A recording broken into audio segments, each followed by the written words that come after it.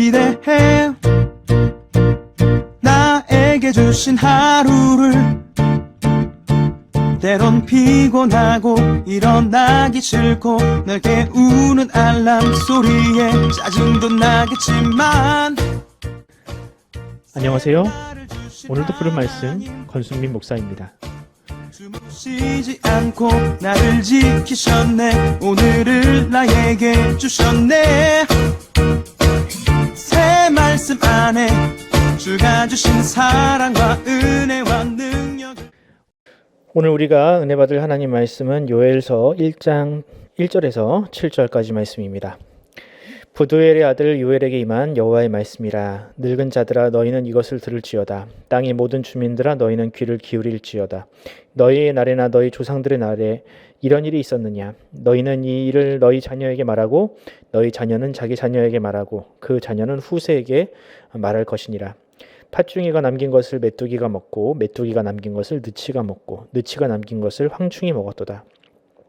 취하는 자들아 너희는 깨어 울지어다. 포도주를 마시는 자들아 너희는 울지어다. 이는 단 포도주가 너희 입에서 끊어졌음이니 다른 한 민족이 내 땅에 올라왔음이로다. 그들은 강하고 수가 많으며 그 이빨은 사자의 이빨 같고 그 어금니는 암사자의 어금니 같도다. 그들이 내 포도나무를 헐며 내 무화과 나무를 긁어 말갛게 벗겨서 버리니 그 모든 가지가 하얗게 되었도다. 아멘.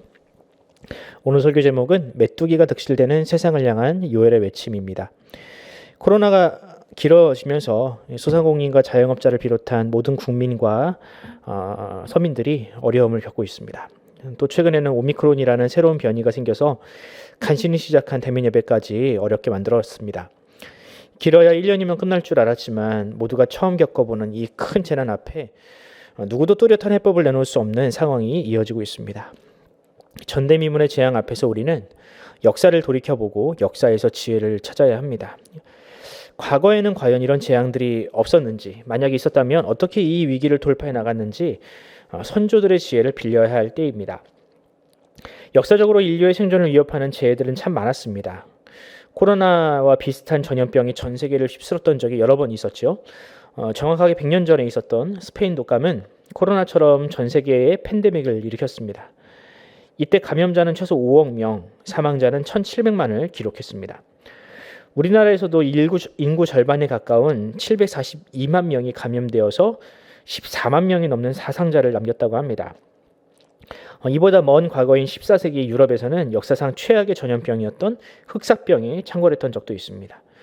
이때 이 전염병으로 유럽 인구 2억 명 정도가 목숨을 잃었는데 이는 유럽 인구 전체의 3분의 1에 해당하는 숫자였다고 합니다. 그런데 여러분, 고대에는 전염병보다 더 무서워하는 재앙이 있었다고 합니다. 그것이 바로 병충해입니다. 요즘에도 병충해는 1차 산업에 큰 위협을 주고 인류의 생존에도 큰 위협이 되는데 과거에도 마찬가지였습니다. 특히 메뚜기 때는 고대인들이 두려워하던 가장 큰 재앙 중에 하나였습니다. 메뚜기들은 바람을 타고 멀리까지 이동을 하는데 이 메뚜기들이 휩쓸고 가면 농작물들을 닥치는 대로 먹어치워서 그 땅은 황무지가 되었다고 합니다.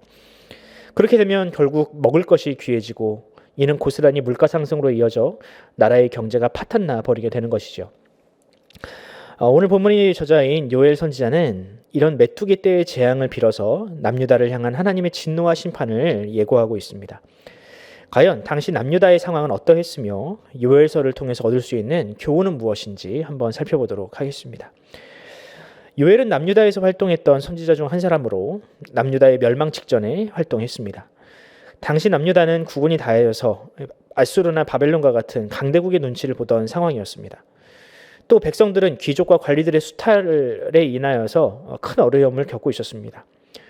이렇게 어려운 상황에도 남유다 백성들은 하나님께 회개하거나 기도하지 않았고 애국과 같은 나라를 의지하거나 또는 우상을 오히려 더 의지했습니다.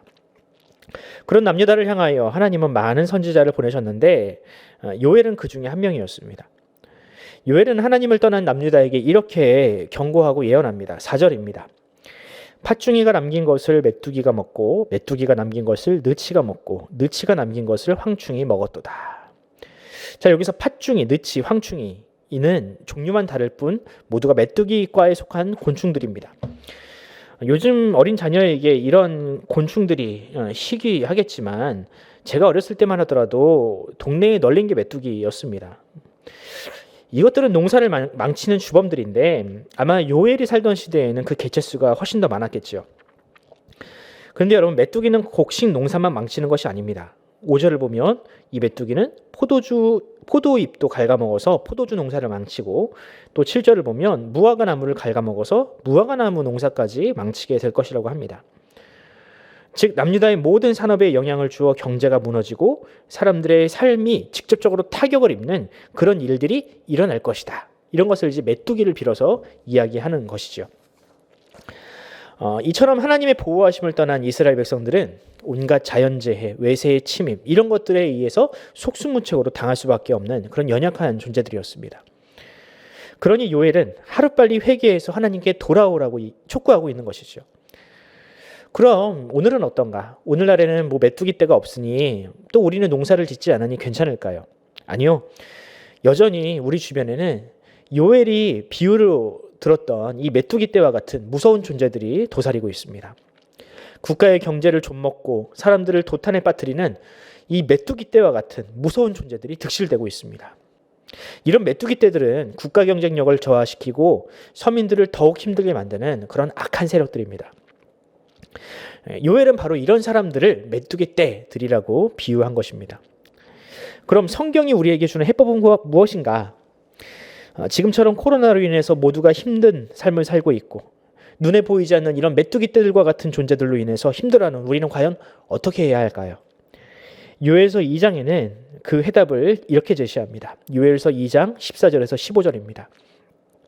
주께서 혹시 마음과 뜻을 돌이키시고 그 뒤에 복을 내리사 너희 하나님 여호와께 소제와 전제를 드리게 하지 아니하실지 누가 알겠느냐? 너희는 시온에서 나팔을 불어 거룩한 금식일을 정하고 성회를 소집하라. 요약하면 이렇습니다. 하나님을 향한 진정한 예배의 회복과 회개야말로 바로 이런 메뚜기 떼와 같은 악한 세력들을 물리칠 수 있는 해법이라는 것입니다. 진정한 예배란 무엇일까요? 단지 자신의 종교적인 만족을 위해서 모이는 모임이 아닙니다. 이것은 공의와 정의 그리고 사랑과 자비 이런 것들을 실천하는 삶의 예배를 의미합니다.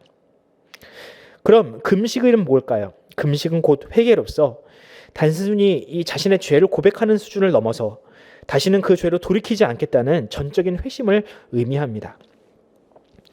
만약 우리가 그런 회개, 그런 진정한 예배, 우리 공동체가 그런 것들을 할 수 있다면 아마도 지금의 팬데믹을 지금처럼 힘들게 고달프게 지내진 않을 것입니다. 훨씬 더 수월하게 이겨낼 수 있을 것입니다. 그러므로 우리가 이 고통을 이겨내려면 그리스도인의 역할들이 참 중요합니다. 우리가 먼저 그런 삶을 살아내야 합니다. 아무도 공의와 정의를 위해 힘쓰지 않을 때 우리가 먼저 그것을 실천함으로 바른 삶, 이타적인 삶이야말로 우리 모두가 사는 길임을 우리가 보여줄 수 있어야 합니다.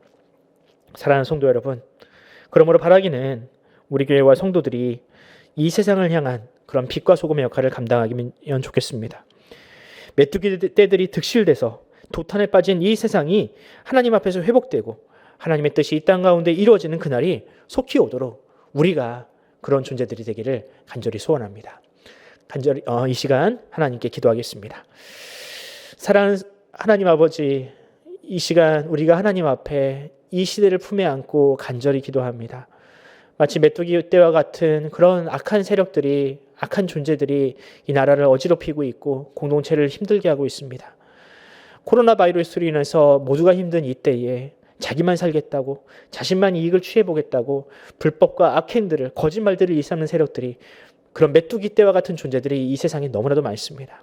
주님, 이 시대를 어찌해야 하겠습니까? 하나님, 바라기는 우리를 요엘 선지자와 같이 그런 바른 입술과 바른 삶을 살아가는 존재로 우리를 변화시키시고, 특별히 하나님 앞에 진정한 삶의 예배와 진정한 회개를 드리는 그런 거룩한 그리스도인들로 우리를 사용하여 주시옵소서. 그리하여 우리의 바른 삶, 착한 행실을 보고 모든 사람들이 다 그 삶을 사모하고 모두가 다 그렇게 이타적 사랑이 많은 그런 삶을 살아감으로 이 어려운 시기를 우리가 잘 넘어갈 수 있도록 주여 우리를 사용하여 주시옵소서. 감사드리며 우리 구주 예수 그리스도의 이름으로 기도드립니다. 아멘. 사랑하는 성도 여러분, 우리가 이 시대를 안고 함께 기도합시다. 메뚜기 떼와 같은 악한 세력들이 더 이상 이 땅에 발붙이지 못하게 하여 주시옵소서. 특별히 이 대선을 앞두고 있는 이 시점에서 과연 누가 메뚜기 떼인지, 메뚜기와 같이 악한 자인지, 누가 우리를 구원할, 우리를 바른 길로 인도할 우리의 일꾼인지 우리가 분별할 수 있는 눈을 우리에게 허락하시고 하나님께서 우리 그리스도인들로 말미암아 이 어려운 때를 잘 넘어가게 해달라고 우리가 함께 기도하면서 오늘 하루를 시작하도록 하겠습니다. 함께 기도합시다.